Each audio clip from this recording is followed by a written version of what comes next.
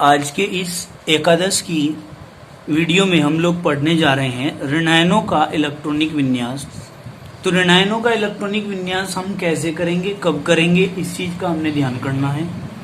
सबसे पहले हम ऋणायनों का इलेक्ट्रॉनिक विन्यास जो कि करने जा रहे हैं उसमें हमने उदासीन परमाणु का इलेक्ट्रॉनिक विन्यास सबसे पहले करना है। इसका उदासीन परमाणु का, जो कि हमने आपबाहु के नियम के अनुसार आपको सिखाया है। ठीक है जी। फिर इसके बाद हमने क्या करना है, जितने भी माइनस चार्ज किसी तत्व या परमाणु के ऊपर आते हैं उतने ही इलेक्ट्रॉन उसके बाह्यतम कोश में डाल देने हैं। क्लियर होगी बात? किस में डाल देने हैं? उसके बाह्यतम कोश में डाल देने हैं। देखिए कैसे ऋणायनों का इलेक्ट्रॉनिक विन्यास करना। हम कह रहे हैं उदासीन परमाणु बाहर से इलेक्ट्रॉन ग्रहण कर, उदासीन परमाणु बाहर से इलेक्ट्रॉन ग्रहण कर ऋणायन बनाता है। बाहर से लिए गए परमाणु, फिर गलती कर दी, बाहर से लिए गए इलेक्ट्रॉन सबसे बाह्यतम कोश में प्रवेश करते हैं। एक परमाणु जितने इलेक्ट्रॉन ग्रहण करता है उसमें उतना ही इकाई ऋण आवेश आ जाता है। जितने परमाणु क्या करता है, ग्रहण करता है, उतने ही क्या आ जाते हैं बेटे, इकाई ऋण आवेश उसके ऊपर आ जाता है। आपको एग्जाम्पल में यहाँ दिखाया गया है क्लोरीन निगेटिव का। तो इसका कैसे करना है हम लोग अब कॉपी में करके दिखाएंगे। इसको ध्यान पूर्वक आप लोग देखेंगे। ठीक है, दिख रहा बेटे कॉपी में? देखो, नहीं दिख रहा होगा तो आप इधर आ जाना, भैया जी उधर चले जाएंगे। देखो बेटे, यहां हमने करना है क्लोरीन माइनस चार्ज, जिसके ऊपर क्या चार्ज है, माइनस चार्ज है। इसका हमने क्या करना है, इलेक्ट्रॉनिक विन्यास करना है। जब क्लोरीन के ऊपर माइनस चार्ज आ गया तो इसका मतलब ये क्या बन गया, ऋणायन बन गया। क्या बन गया? ऋणायन। क्लोरीन का ऋणायन है ये, इसका इलेक्ट्रॉनिक विन्यास करना है। तो अब सबसे पहले मैंने कहा कि क्लोरीन का होता है 17 परमाणु क्रमांक। कितना होता है? 17। तो हम इसका इलेक्ट्रॉनिक विन्यास करेंगे तो कैसे करेंगे? 1s2 2s2 2p6 और 3p6 5। देखो कैसे, 2 और 2 4, 4 और 6 10 और 2 और 5 17 पूरे हो गए। 17 का ही हमने इलेक्ट्रॉनिक विन्यास करना था, हमने पूरे कर दिए। अब देखो हमने क्या करना है, क्लोरीन के ऊपर माइनस चार्ज आ रहा है, मतलब 17 माइनस आ रहा है तो प्लस कर दो 1 बराबर 18। मतलब क्लोरीन माइनस चार्ज में जो है 18 का करना होगा, 18 इलेक्ट्रॉन करने होंगे। कितने इलेक्ट्रॉन करने होंगे? 18। तो क्या करेंगे हम, देखो आपने क्या कहा कि जितने भी माइनस चार्ज आ रहे उतने इलेक्ट्रॉन इसके सबसे बाह्यतम कोश में डाल देने हैं, इसमें डाल देने हैं। एक माइनस चार्ज आ रहा तो एक ही इलेक्ट्रॉन इसमें डालना है। तो यानी कि 1s2 2s2 2p6 3s2 3p6 6 कर देंगे। एक इलेक्ट्रॉन यहाँ डाला गया है। क्या? एक इलेक्ट्रॉन डाला गया है। बताओ मेरे बेटा, समझ में आई क्या ये बात? कोई ज्यादा बड़ी बात तो नहीं है इसमें। आगे पलटो पेज।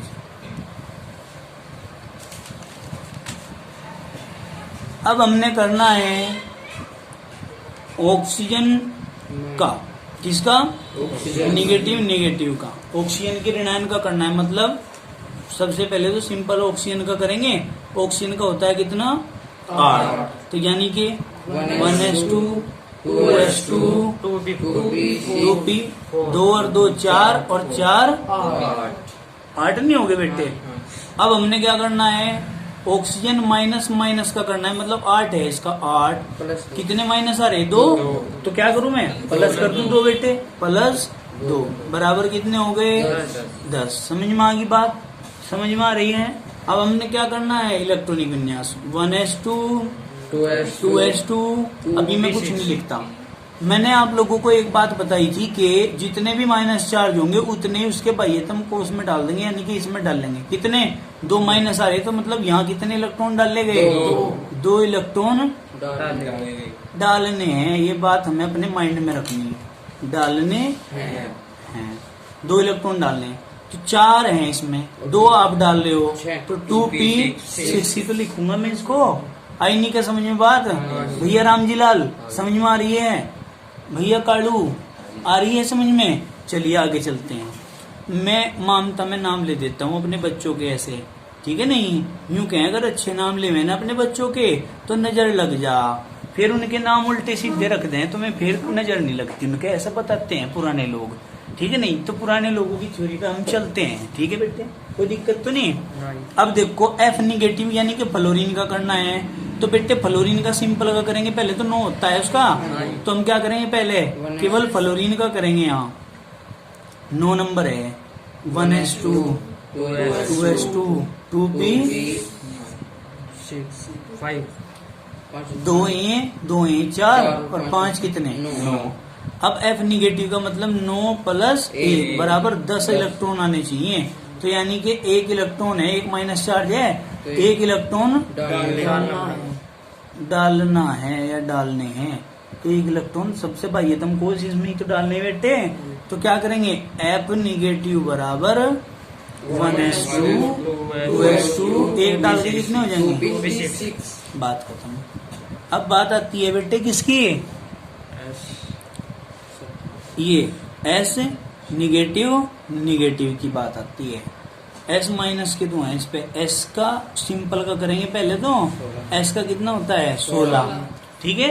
16 ही तो होता है, तो हम इसका सिंपल का करेंगे पहले। क्या आएगा? 1s2 2s2 2p6 3s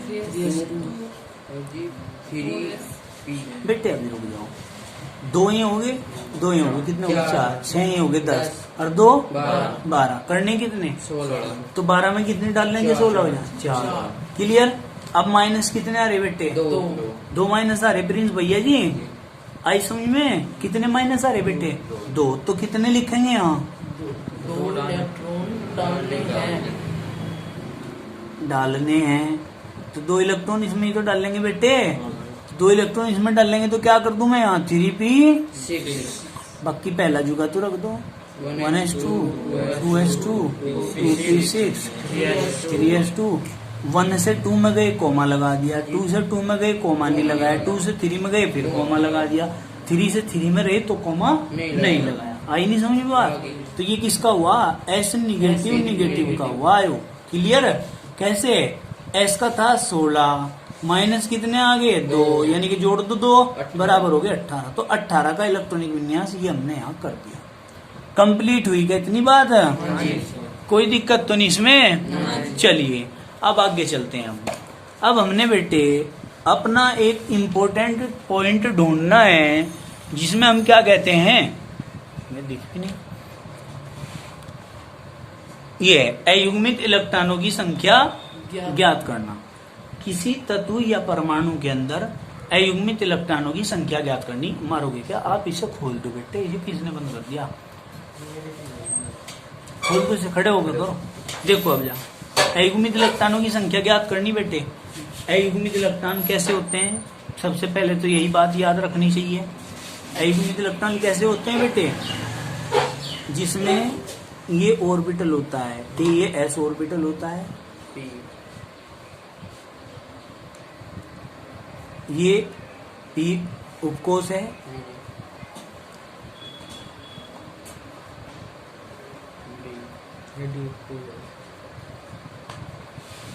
ये डी उपकोष है, ये S, ये P, ये D। ऐसे ही जो है F उपकोष बना लेंगे, उसमें 7 आ जाएंगे। तो इसमें अयुग्मित इलेक्ट्रॉन कौन से होंगे? देखो S में यदि 1 इलेक्ट्रॉन है, 1 इलेक्ट्रॉन तो अयुग्मित, ये 1 इलेक्ट्रॉन है अगर ऑर्बिटल के अंदर, उपकोष के अंदर, तो ये अयुग्मित है। कैसे हैं? यानी कि इस तरीके से जो होते हैं इलेक्ट्रॉन भरे हुए, उनको हम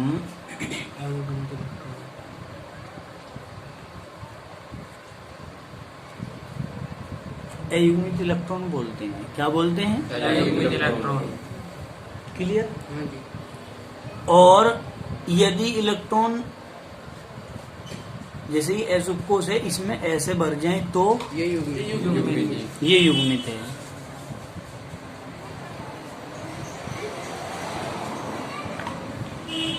एक, दो, तीन, चार, 5, 6। ये कैसे हैं? युग्मित। ये युग्मित हैं। कैसे हैं? युग्मित। ये युग्मित होया करें। क्लियर होगी बात?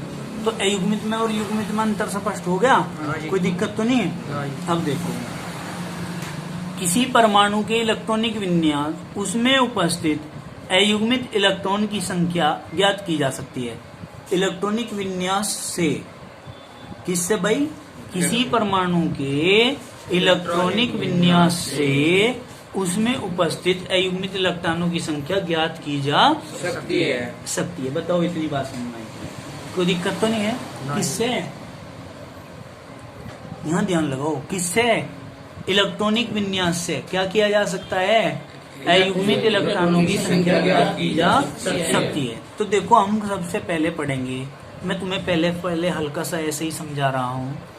सोडियम 1, मैग्नीशियम में 0, सोडियम में एक 1, मैग्नीशियम में 0 अयुग्मित इलेक्ट्रॉन है। ये बात कह दी इसमें। कैसे पता चला? सोडियम है, सोडियम का हमने क्या किया? 1s2, 2s2, 2p6, 3s1, 3s1 मतलब इसमें एक इलेक्ट्रॉन है। एक इलेक्ट्रॉन है, अनपेयर्ड इलेक्ट्रॉन है वो। अनपेयर्ड मतलब अयुग्मित। ठीक है? कैसा? अयुग्मित। कैसे पता चला? s के लिए एक डब्बा बनता है, कितना? एक। अब आपको ये समझना, s के लिए एक ऑर्बिटल बनाया तो s के लिए एक ऑर्बिटल बनता है तो बनता है। अभी मैंने क्या बात बताई थी कि अगर हमारे गुरुजी ने हमें क्या कह दिया, तोता उड़ तो उड़, और अगर भैंस उड़ तो भैंस उड़, तो हमने क्या कहा यहाँ? बनता है। तो बनता है, एक ऑर्बिटल बनता है तो s के लिए एक ही बनेगा, हमेशा एक ही बनेगा, दूसरा नहीं बनेगा। क्लियर होगी बात? तो हमने क्या कहा, ये 3s के लिए एक ऑर्बिटल और इसमें एक इलेक्ट्रॉन है, तो बेटे एक इलेक्ट्रॉन तो ऐसे ही भरा जाएगा। एक इलेक्ट्रॉन ऐसे भरा जाएगा तो अनपेयर्ड इलेक्ट्रॉन। समझ में आई बात? क्या? अनपेयर्ड इलेक्ट्रॉन बराबर एक। कितने हैं अनपेयर्ड? एक है। तो अयुग्मित इलेक्ट्रॉनों की संख्या का पता चल गया बेटे। इससे आगे हम चले मैग्नीशियम में। मैग्नीशियम में हमने क्या किया? 1s2, 2s2, 2p6, 3s2। तो बेटे इसमें क्या है? 3s के लिए एक ऑर्बिटल बनता है तो एक ही बनेगा, s के लिए तो एक ही बनेगा ना। तो इसमें इलेक्ट्रॉन कितने हैं? दो। तो 2 इलेक्ट्रॉन हमने इसमें भर दिए। दोनों कैसे हो गए बेटे? पेयर्ड इलेक्ट्रॉन मतलब युग्मित इलेक्ट्रॉन। ठीक है? तो अनपेयर्ड इलेक्ट्रॉन कितने हो गए? 0। भाई है ही नहीं इसके अंदर। क्लियर होगी बात? अब मैं 1-2 एग्जांपल आपको और बता देता हूं जो कि आप बताएंगे किस में चेक करूं अनपेयर्ड इलेक्ट्रॉन। बताओ किस में चेक करूं? किसी का नाम बताओ, उसमें चेक करते हैं। एल्यूमिनियम में देखिए, ये है हमारा एल्यूमिनियम। एल्यूमिनियम का होता है हमारा 13 नंबर। कितना? 13 समझ में आई बेटे? अब देखो 1s2, 2s2, 2p6, 3s2, 3p1, 13 ही तो है बेटे। 2 ही हो गए, 2 ही 4 और 6 ही 10 और ये 2 12 और 1 13 नहीं हो गए बेटे। तो हमने क्या करना है? लास्ट का इलेक्ट्रॉन किस में भरा हुआ है? 3p में। तो p के लिए कितने बनते हैं? s के लिए 1, p के लिए 3, d के लिए 5 और f के लिए 7। आगे समझे? और ये तो क्या है? Number of orbitals. ठीक है? और यदि नंबर ऑफ इलेक्ट्रॉन करना है तो क्या कर देंगे? गुना 2 बराबर निकालना है। 1 गुना 2 बराबर 2, 3 गुना 2 बराबर 6, 5 गुना 2 बराबर 10, 7 गुना 2 बराबर 14। तो इस तरह निकाल सकते हैं हम, कोई दिक्कत तो नहीं है। ये इलेक्ट्रॉनों की संख्या। तो चूंकि हमें तो p ऑर्बिटल बनाना है, p में कितने डब्बे बनेंगे? 3 बनेंगे बेटे। डब्बों को हम क्या कहते हैं? ये डब्बे नहीं होते, केमिस्ट्री में हमारे ऑर्बिटल होते हैं। क्या होते हैं? बेटे पी ऑर्बिटल में या पी उपकोष में कितने इलेक्ट्रॉन है? एक। तो एक इलेक्ट्रॉन तो बेटे ये भर गया, हाँ जी। तो इसका मतलब ये कैसा है? अयुग्मित। तो अयुग्मित इलेक्ट्रॉन की संख्या बराबर एक। हाँ जी। आई नहीं समझ में? आगे। अयुग्मित इलेक्ट्रॉन को क्या कहते हैं? Unpaired. Unpaired. Number of,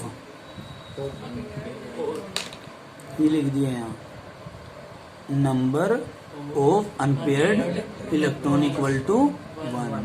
clear होगी बात? और बताओ किस में निकालूं? हमारी बहन जी ने कहा, भैया जी ने कहा है कि सल्फर में अयुग्मित इलेक्ट्रॉनों की संख्या ज्ञात करो। सल्फर में कैसे ज्ञात करेंगे भाई? देखो, सल्फर, ये राजी, सल्फर का नंबर कितना होता है? 16। तो इसमें अयुग्मित इलेक्ट्रॉनों की संख्या ज्ञात करनी है मेरे बेटे। सबसे पहले इलेक्ट्रॉनिक विन्यास 1s2 2s2 2p6 3s2 3p 2 4 6 10 2 12 और 4 16। सबसे लास्ट का एंट्रिंग इलेक्ट्रॉन कहाँ है? पी में। लास्ट एंट्रिंग इलेक्ट्रॉन कहाँ है? पी में। पी में है। तो हम क्या करेंगे? पी के लिए कितने? तीन कोष। अरे उड़िया समझ में बेटे, हर जगह इंग्लिश समझ में आ रहा है? आ नहीं रहा समझ में बेटे, आ रहा है या ना आ नहीं रहा? बता दे करो बेफिक्र, ठीक है? ये नहीं सोचना कि समझ में नहीं आ रहा, अगर नहीं आ रहा तो बता देना, पूछ लेना कि आचार्य जी यहाँ से समझ में नहीं आया, मैं दोबारा बता दूंगा। 4 है बेटे यहाँ, 4 है ना इलेक्ट्रॉन? तो 1 2 3, यही तो क्रम है बढ़ने का। फिर 4, पहले अयुग्मित हो जाएंगे सारे, फिर युग्मित भरेंगे हम। 4 पूरे हो गए बेटे। ये कैसे आए ये दोनों? ये तो युग्मित है। इन्हें तो छोड़ दो, एक ये है अयुग्मित और एक ये है अयुग्मित। तो हमने क्या करना है इसमें? Number of unpaired electron equal to 2।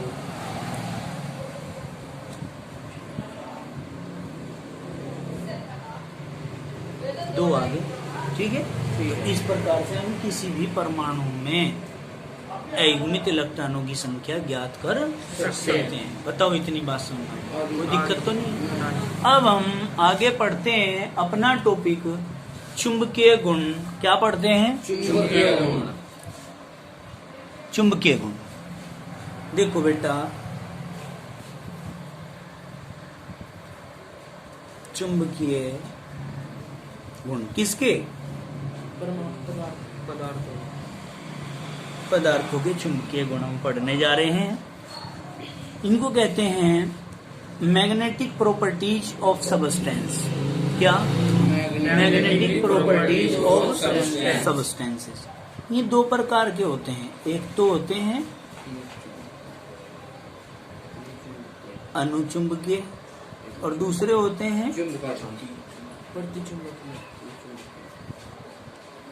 प्रतिचुंबकीय। दोनों को ध्यान से समझना। एक क्या बेटे? अनुचुंबकीय। दूसरा कैसा? प्रतिचुंबकीय। प्रतिचुंबकीय। समझ में आ रहा है? इनके नाम से ही ये अपने आप को बता रहे हैं कि हम क्या हैं। कैसे पता चलेगा अनुचुंबकीय और प्रतिचुंबकीय पदार्थों का? ये नाम से ही अपने आप को आइडेंटिफाई करते हैं बेटे। कैसे? देखो, अनुचुंबकीय 2 शब्दों से मिलकर बना हुआ है, अनु प्लस चुंबकीय और चुंबकीय। चुंबकीय। देखो, ए शब्द इसमें आ रहा है, ठीक है?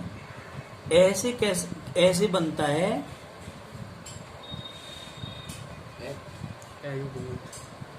अयुग्मित। और अयुग्मित क्या होते हैं? इलेक्ट्रॉन।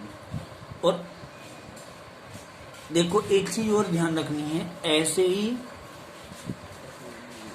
एक चीज इसमें बना दो, अनुपारा। अनु है ना, अनु से एक चीज ध्यान रखना,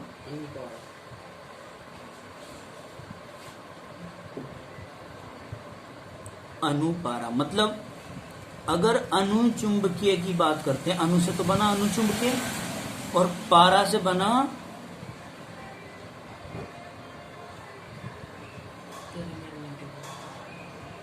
पैरामैग्नेटिक। अंग्रेजी में इसको अनुचुंबकीय को पैरामैग्नेटिक बोलते हैं। कैसे पता चला? एक शब्द ध्यान रखना है, अनुपारा। हिंदी में अनु से अनुचुंबकीय और बाद का जो पारा है उससे इंग्लिश का शब्द बनता है पैरामैग्नेटिक, मतलब अनुपारा। अनुचुंबकीय को अंग्रेजी में क्या कहते हैं? पैरामैग्नेटिक। फिर हमने कहा अनु का ए है, ए से बनता है अयुग्मित। अयुग्मित होते हैं इलेक्ट्रॉन, और अयुग्मित इलेक्ट्रॉन होते हैं ऑर्बिटल में कैसे? ऐसे। आई नहीं समझ में बात? मतलब कहने की बात क्या हो गई? में तत्व या पदार्थ या परमाणु जिनके बाह्यतम कोश में अयुग्मित इलेक्ट्रॉन, ऐसे इलेक्ट्रॉन भरे होते हैं, वो अनुचुंबकीय पदार्थ या पैरामैग्नेटिक सबस्टेंसेस कहलाते हैं। अब एक परिभाषा और निकालते हैं ऐसे ही, ऐसे अयुग्मित, ऐसे अयुग्मित और ऐसे ही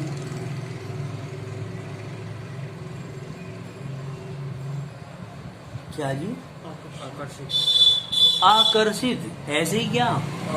आकर्षित। मतलब ऐसे अयुग्मित और ऐसे आकर्षित। मतलब में पदार्थ जो चुंबकीय क्षेत्र में रखने पर आकर्षित किए जाते हैं, चुंबक की ओर आकर्षित होते हैं, वे पदार्थ क्या कहलाते हैं? वे भी अनुचुंबकीय पदार्थ ही कहलाते हैं। तो ये मैंने कोड बना दिया, इसको आप जब वीडियो देखेंगे वहां से ध्यानपूर्वक उतार लेंगे। हमने कहा कि ऐसे अनुचुंबकीय से का जो ए है, इसी के अंदर सारा राज छुपा हुआ है। ऐसे अयुग्मित इलेक्ट्रॉन बनते हैं और ऐसे ही आकर्षित होता है। अयुग्मित इलेक्ट्रॉन होते हैं ऐसे, मतलब इलेक्ट्रॉनिक विन्यास करते समय जिनके बाह्यतम कोश में अयुग्मित इलेक्ट्रॉन आ जाते हैं, वो अनुचुंबकीय पदार्थ या पैरामैग्नेटिक सबस्टेंसेस कहलाते हैं। या परिभाषा ऐसे भी दे सकते हैं कि वे पदार्थ जो चुंबकीय क्षेत्र में रखने पर आकर्षित कर लिए जाते हैं। क्या कर लिए जाते हैं? आकर्षित कर लिए जाते हैं। क्या कहलाते हैं? अनुचुंबकीय पदार्थ कहलाते हैं। बोलो, इतनी बात समझ में आई? कोई दिक्कत है भाई? ए भैया ऋतिक, कहाँ खो रहे हो? बिहार चले गए थे क्या? यहाँ देखो ध्यान से। कदी भैया को लेने चले गए हो वहाँ बिहार में, देखो समझ में आई बात? अब ये तो हो गया अनुचुंबकीय की बात। अब बात किसकी करते हैं हम? हमारा नया टॉपिक आता है प्रतिचुंबकीय। अब प्रति क्या होता है? खिलाफ। खिलाफ क्या होता है? एंटी। और एंटी कैसे हो? एक इधर को तो दूसरा एंटी तो है नहीं, एक दूसरे के है नहीं हमने। अब प्रति, एक शब्द ध्यान रखना है, क्या? प्रतिडाया। प्रति से तो प्रतिचुंबकीय। क्या बेटे? प्रति से प्रतिचुंबकीय और डाया से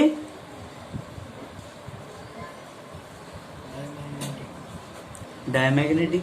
तो मतलब क्या हुआ? प्रतिचुंबकीय को याद रखने के लिए हमें प्रतिडाया शब्द ध्यान रखना पड़ेगा।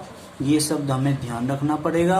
प्रतिडाया और प्रतिडाया का दो पार्ट में डिवाइड करना भी ध्यान रखना पड़ेगा कि प्रति का मतलब प्रतिचुंबकीय बनेगा और डाया का मतलब डायमैग्नेटिक बनेगा। अर्थात प्रतिचुंबकीय को अंग्रेजी में डायमैग्नेटिक बोलते हैं। प्रति शब्द के अंदर ही सब कुछ छिपा हुआ है। प्रति माने होता है खिलाफ, ठीक है। और खिलाफ जो होते हैं उनको एंटी बोलते हैं। क्या बोलते हैं? एंटी। और एंटी को हम इस प्रकार से प्रदर्शित कर सकते हैं, ठीक है ना। अब हमने क्या कहा? प्रति से ही फिर एक शब्द और बनता है,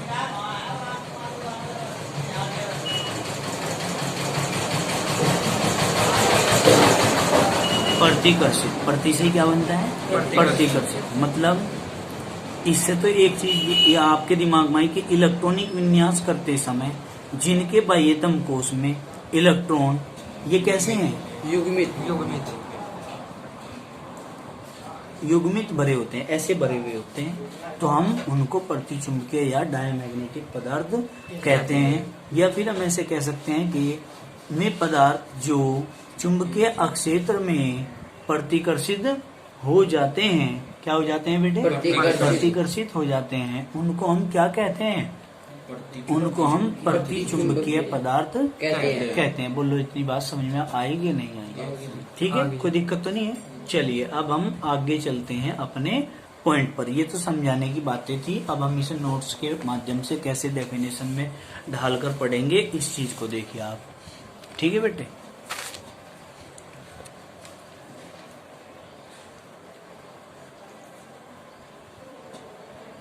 देखो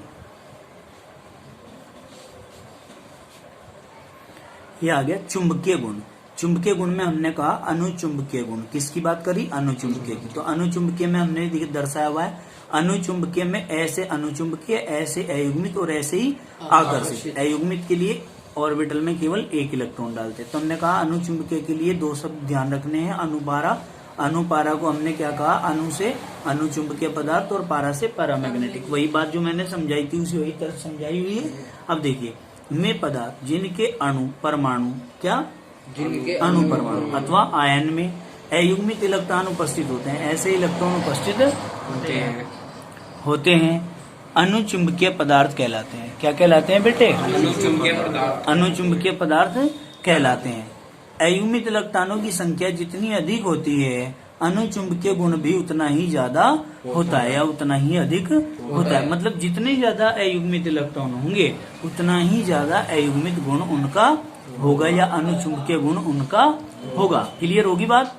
अनुचुंबकीय पदार्थ चुंबकीय अक्षेत्रों में आकर्षित होते हैं। ये इन्वर्टेड कॉमाज में लिख देना बात। क्या बेटे?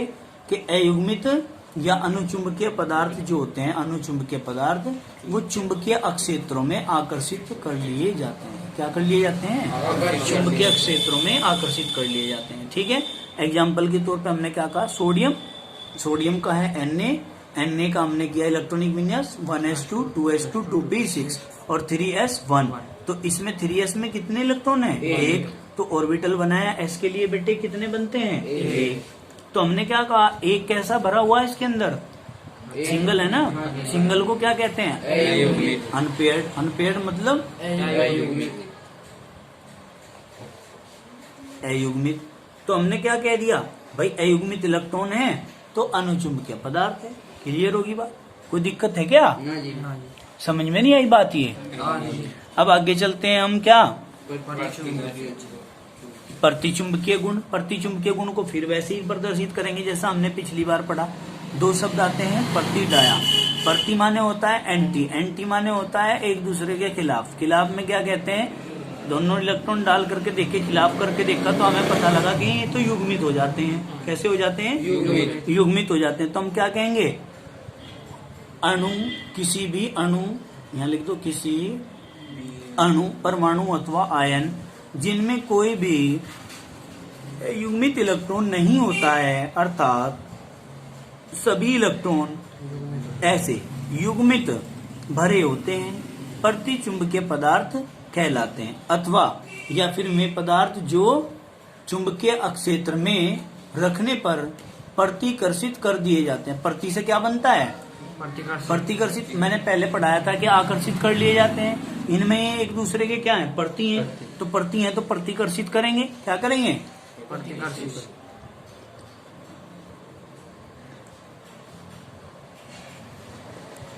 प्रतिकर्षित कर दिए जाते हैं। ठीक है, क्या कर दिए जाते हैं? प्रतिकर्षित कर दिए जाते हैं, प्रतिचुंबकीय पदार्थ कहलाते हैं। फॉर एग्जाम्पल NaCl, Na2, याद रखा,